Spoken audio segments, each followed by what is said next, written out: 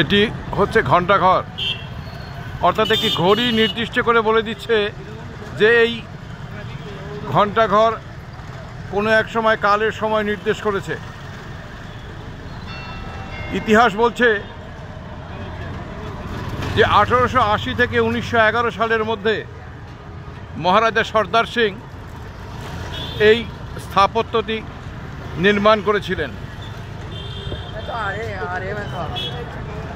এই স্থাপত্যর বিভিন্ন জায়গাগুলো দেখে বোঝা যাবে যে এটি যোধপুরের অতি প্রাচীন স্থাপত্যের একটি নিদর্শন স্থির করছে।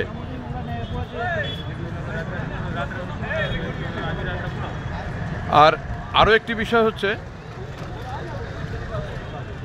এই ঘণ্টাঘরের ঠিক কাছেই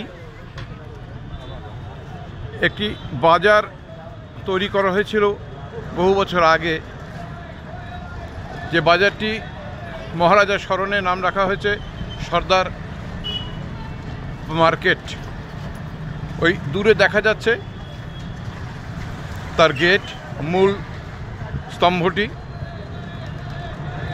উল্লেখ করা যেতে পারে যে এতক্ষণ যার বর্ণনা দিচ্ছিলাম সেটি যোধপুর শহরের খুব কাছেই